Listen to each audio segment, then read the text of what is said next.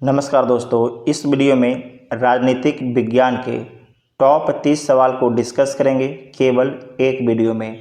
अगर इस 30 सवाल को आप ध्यान से देख लेते हैं तो आपके बोर्ड एग्ज़ाम में कम से कम 7 से 8 सवाल इसी वीडियो से पूछा जाएगा। तो आपके लिए वीडियो बेहद ही महत्वपूर्ण है। शुरू से अंत तक आप ध्यान से देखिएगा और 30 में से आप कितना सवाल सही कर पाते हैं इसके बारे में कमेंट बॉक्स में बताइएगा। तो पहला सवाल है कि भारत में कहाँ महिलाओं के लिए आरक्षण की व्यवस्था है।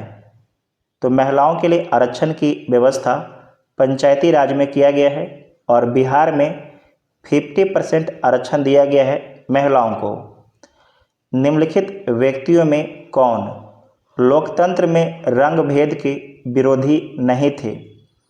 तो Martin Luther, Mahatma Gandhi, Olympic धावक टोमो स्मिथ और जॉन कार्लोस, ये तीनों रंग भेद के विरोधी थे, जबकि जेड गुडी ये विरोधी नहीं थे। तो इसका आंसर डी हो जाएगा। निम्नलिखित में से क्या क्षेत्रवाद की भावना का एक कुपरिणाम है। तो क्षेत्रवाद की भावना का एक कुपरिणाम है अलगाववाद, अलग होने की मांग करना। तो इसका आंसर बी हो जाएगा। सामाजिक विभाजन को हल करने का सबसे अच्छा तरीका क्या है। तो लोकतंत्र स्थापित करना सबसे अच्छा तरीका है, क्योंकि लोकतंत्र में कोई गरीब हो या अमीर सभी को बराबर अधिकार दिया जाता है।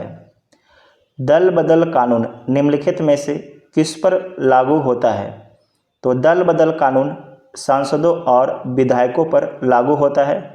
दल बदल कानून 1985 में आया था 52वां संविधान संशोधन के द्वारा, और आपको ध्यान रखना है कि इसे संविधान के 10वीं अनुसूची में शामिल किया गया है। ग्राम पंचायत का कार्यकाल कितने वर्षों का होता है। तो ग्राम पंचायत का कार्यकाल 5 वर्षों का होता है। ग्राम पंचायत का कार्यकाल, लोकसभा का कार्यकाल 5 वर्ष का होता है, विधानसभा का कार्यकाल 5 वर्ष का होता है, जबकि राज्यसभा का कार्यकाल 6 वर्ष का होता है और विधान परिषद का कार्यकाल 6 वर्ष का होता है। नोट कर लीजिएगा, वेरी इंपॉर्टेंट है। यहाँ से आपके एग्जाम में सवाल बन सकता है राज्यसभा और विधान परिषद से। ग्राम कचहरी का प्रधान कौन होता है। तो ग्राम कचहरी का प्रधान सरपंच होता है। संघ सरकार का उदाहरण है, जो संघ सरकार है इसका उदाहरण कौन है। अमेरिका, भारत, कनाडा, ये तीनों संघ सरकार का उदाहरण है। तो इसका आंसर डी हो जाएगा, क्योंकि संघ सरकार में शक्तियों का बंटवारा होता है। भारत में किस प्रकार का शासन प्रणाली है। तो भारत में अध्यक्षीय और संसदीय शासन प्रणाली है, जबकि अमेरिका में संघीय और अध्यक्षीय शासन प्रणाली है। ठीक है, क्योंकि अमेरिका में याद रखिएगा कि प्रधानमंत्री और राष्ट्रपति का ताकत एक ही व्यक्ति में होता है, जिसे राष्ट्रपति बोला जाता है। भारत का संवैधानिक अध्यक्ष कौन है। तो भारत का संवैधानिक अध्यक्ष राष्ट्रपति है, जबकि सरकार का अध्यक्ष कौन होता है। तो सरकार का अध्यक्ष प्रधानमंत्री होते हैं।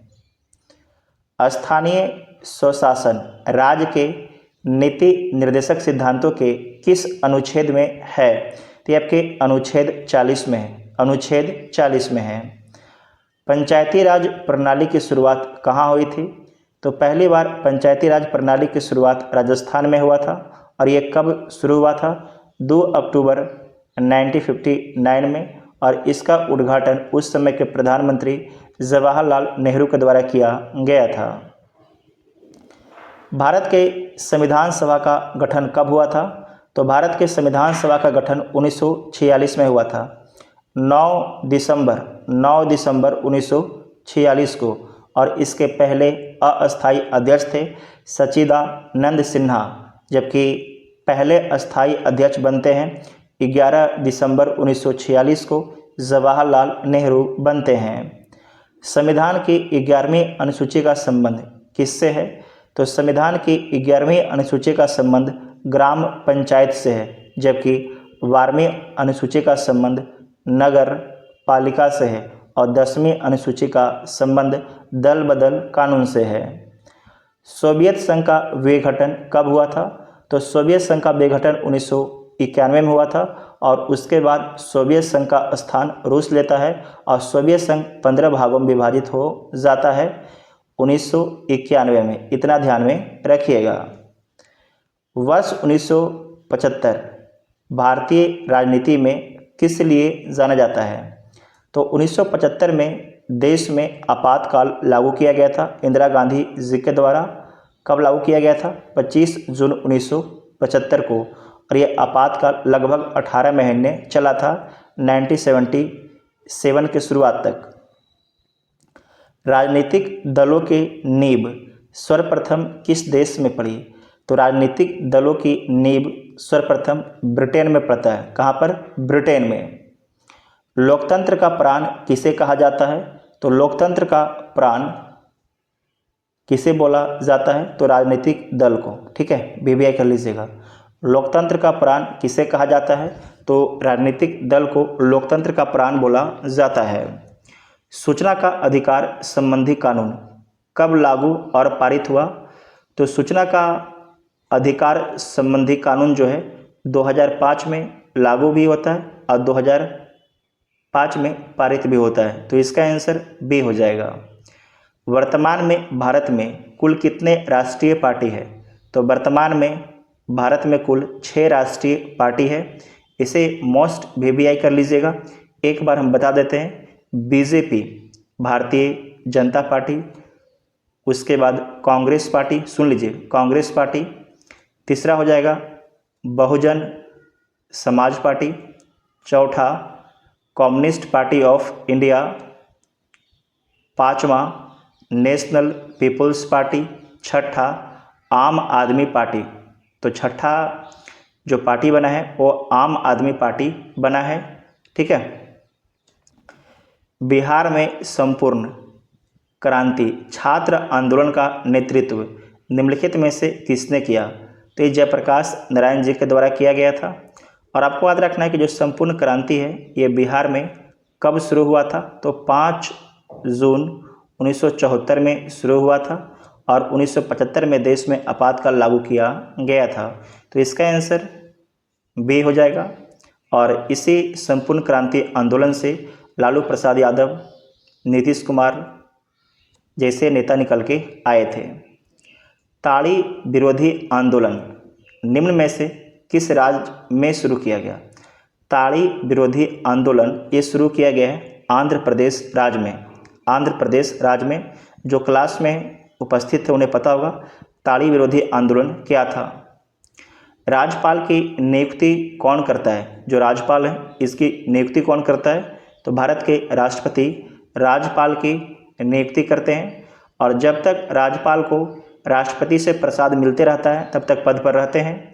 उसके बाद इन्हें पद से हटा भी सकते हैं कौन? राष्ट्रपति। और जो राज्यपाल हैं इनका कार्यकाल 5 वर्षों का होता है। बोलीविया एक देश है। बोलीविया में जनसंघर्ष का मुख्य कारण क्या था?